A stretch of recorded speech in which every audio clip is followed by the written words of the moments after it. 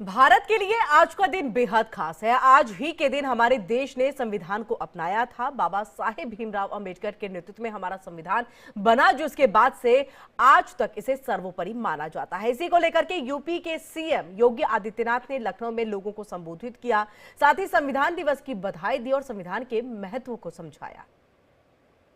1946 में संविधान सभा के चुनाव और संविधान सभा के गठन के बाद पहली बैठक 9 दिसंबर को होती है और 11 दिसंबर 1946 को डॉक्टर राजेंद्र प्रसाद जी पहली बैठक की अध्यक्षता श्री सत्येंद्र नारायण सिन्हा जी ने की थी, जो संविधान सभा के सबसे वरिष्ठतम सदस्य थे। और उस सभा में डॉक्टर राजेंद्र प्रसाद जी को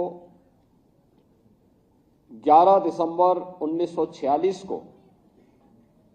भारत के संविधान सभा के अध्यक्ष के रूप में उनका चयन होता है और फिर इसके बाद एक कार्यक्रम आगे बढ़ते हैं। फिर संविधान की जो 13 समितियां बनी थी, उनमें जो महत्वपूर्ण समिति थी ड्राफ्टिंग कमेटी, जिन्हें संविधान के वास्तुकार के रूप में भारत का संविधान कैसे होना है,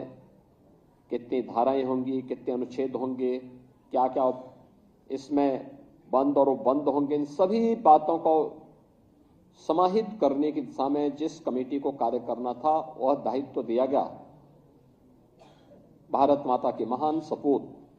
भारत रत्न डॉक्टर भीमराव अंबेडकर जी को, जिसे उन्होंने बखूबी निभाया। अनेक सत्र इस दौरान संविधान सभा के हुए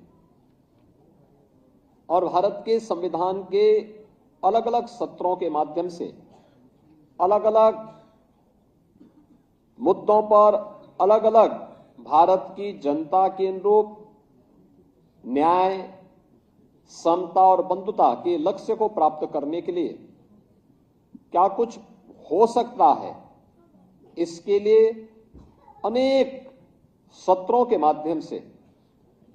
जो निचोड़ आया। कभी आप देखेंगे 10 वॉल्यूम में भारत के संविधान सभा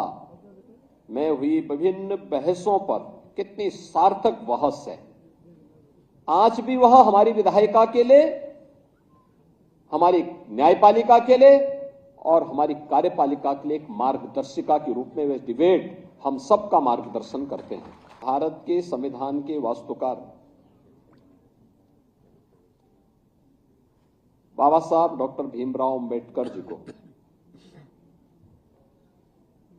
जिन्होंने भारत के संविधान को भारत के अनुरूप बना करके दुनिया के सबसे विस्तृत संविधान के माध्यम से आज ही के दिन 1949 में एक भारत श्रेष्ठ भारत की आधारशिला को पुख्ता कर दिया था।